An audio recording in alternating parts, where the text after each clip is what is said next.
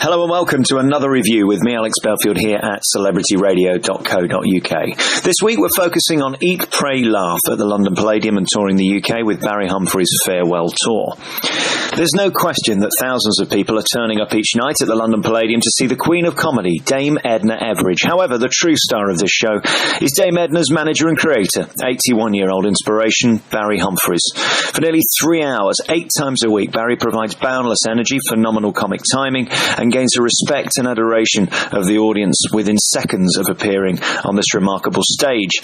It has to be said that Eat, Pray, Laugh is not for the children. Dame Edna and Patterson may profess to be family entertainers, but you don't have to dig deep to hear them whip out regular portions of outrageous innuendo. The show begins with a barbecue and ends with a Camp Broadway belter. What more do you need from a night out? The show has a spiritual overtone, and Dame Edna takes it upon herself to enlighten this diverse audience with even a wedding ceremony. Perfectly matched couple, deliciously getting together. Think Scylla meets Jerry Springer. It's all part of the show. It is most unfortunate that the producers decided to open this show with the warm-up man Patterson, a vile and vulgar creation, simply not worthy to take the same stage as legend Edna. After dousing Rose A to G in his DNA, he did, thankfully, pop off to take care of his ablutions, and the show could begin. Thank goodness for that. What is clear from this masterclass of comedy and performance is that Mr. Humphries is an incredible talented actor, writer and performer. He shines during this stint as the departed Alexander Sandy Horace Stone. It is the only time in the show we get to see the subtle, moving and incredibly emotional side of Barry.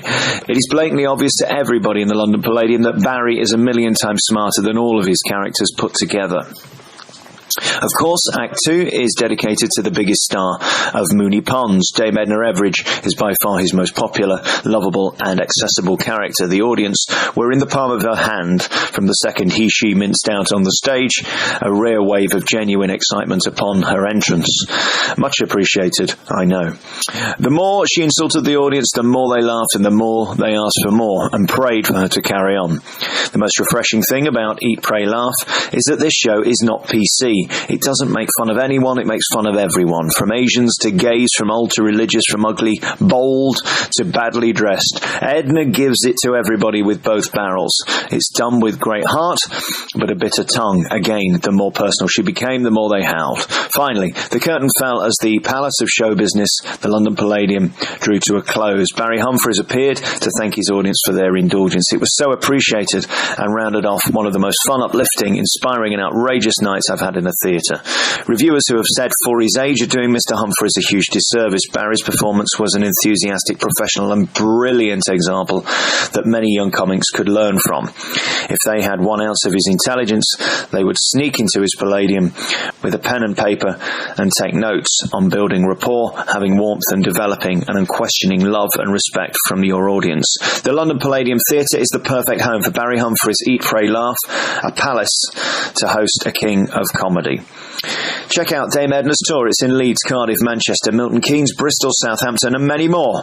You can now hear my exclusive interview with Dame Edna Everage here at celebrityradio.co.uk. One of my favourite things in life is to meet someone new and a big star and an entertaining star. And let me say, a gorgeous star, Dame Edna Everage. How are you? Darling, I'm so well. It's extraordinary, isn't it, that an Australian housewife should be on the verge of being the toast of Broadway once again.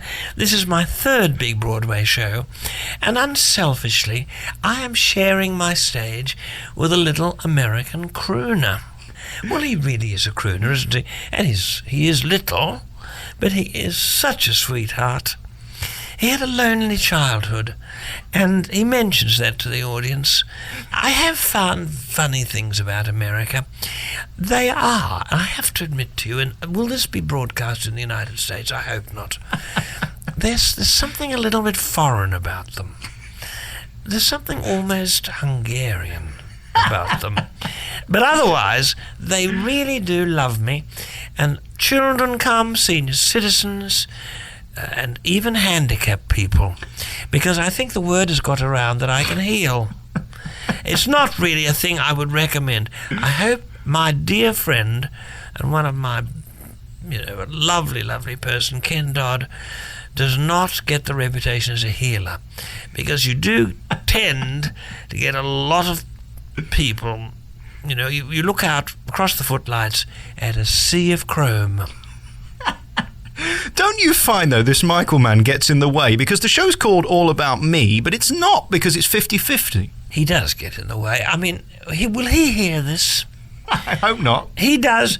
I've never had to go to a dressing room. In all the places I've been, Birmingham, Bournemouth, Berlin, Hong Kong, Singapore, Penang, Cincinnati, Mexico City, I've never seen the dressing room. I'm on stage the whole time. This time I have to go down to my rather subterranean and not very nicely equipped dressing room and wait till he finishes singing some song. Of course, the gratitude that floods over the footlights when I appear is worth every minute of it. I was trying to think how to describe your voice, because you sing a lot in this show, and it's it's delicious, of course, but it's a bit like a chain coming off a motorbike.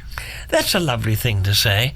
Here am I, sitting in my dressing room, in a beautiful, beautiful bathrobe designed by Jasper Conran, and you're insulting. Well, you're saying horrible things. I'm a contralto.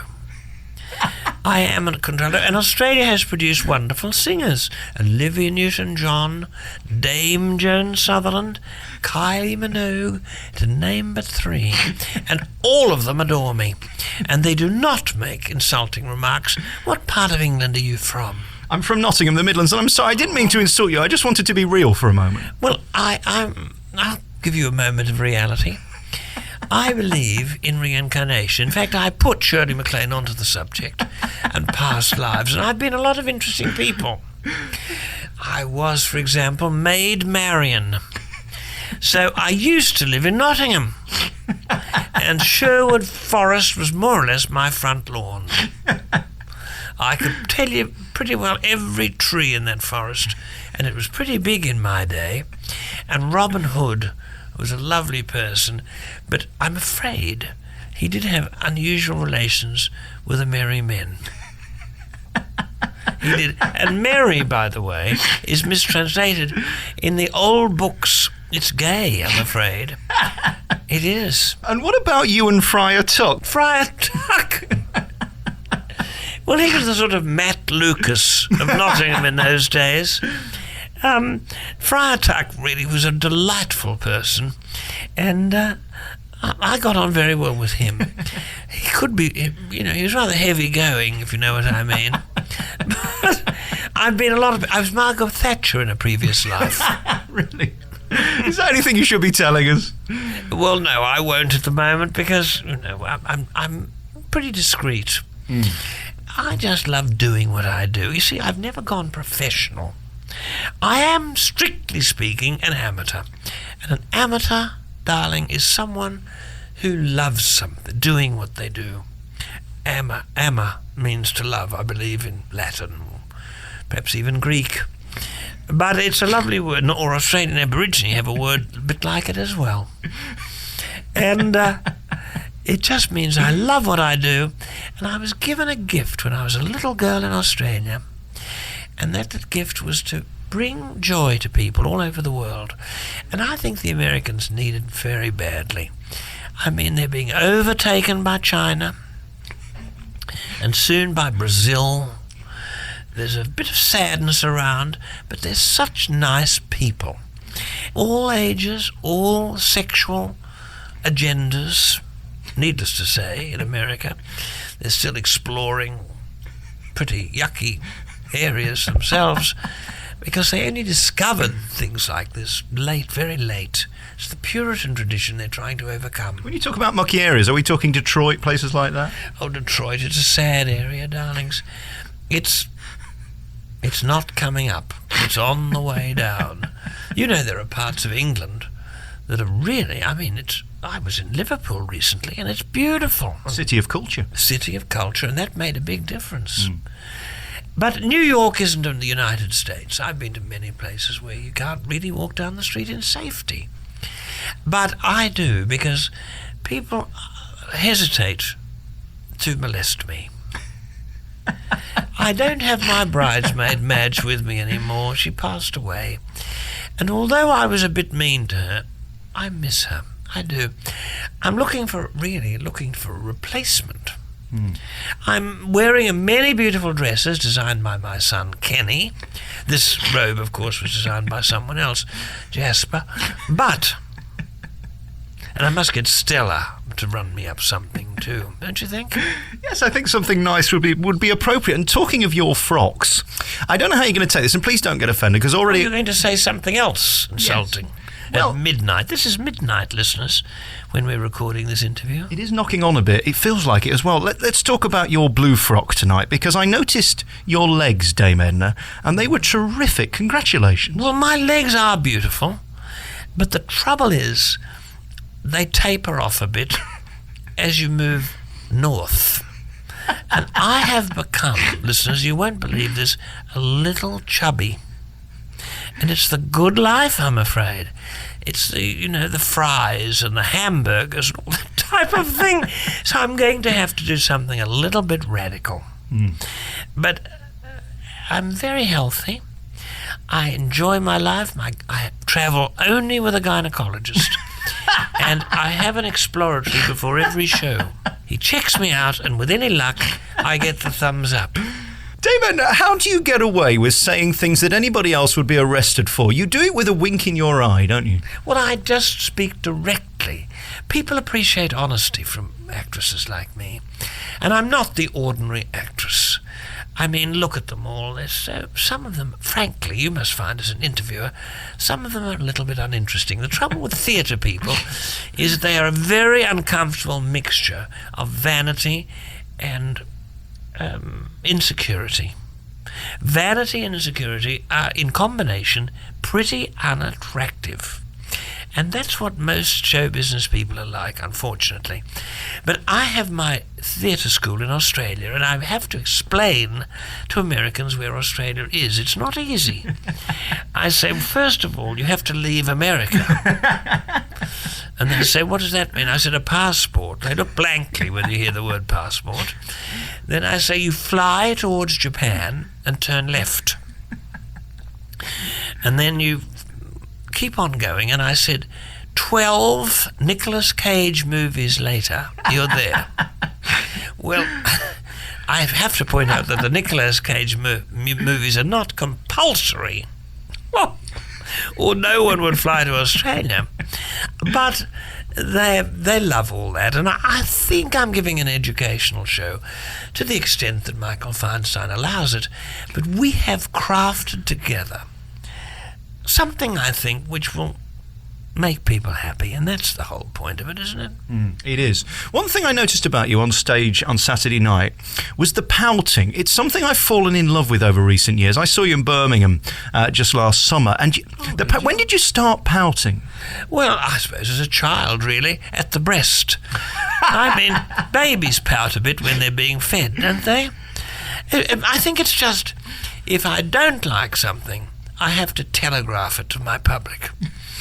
I'm a very demonstrative woman.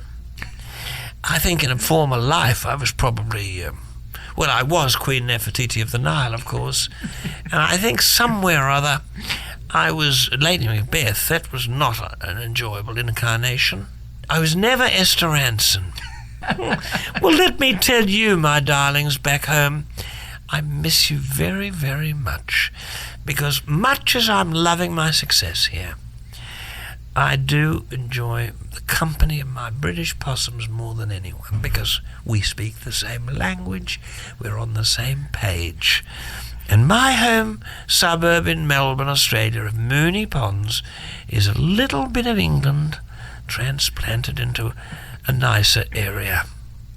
Very finally, before we go, I want to talk to you about your acid tongue. I do have slight acid reflux, which could affect my tongue. I noticed as you start the show, you come on and offend half the ladies on the front row. It's not very nice, is it? I've had no complaints. I'm not offending them. I'm empowering them.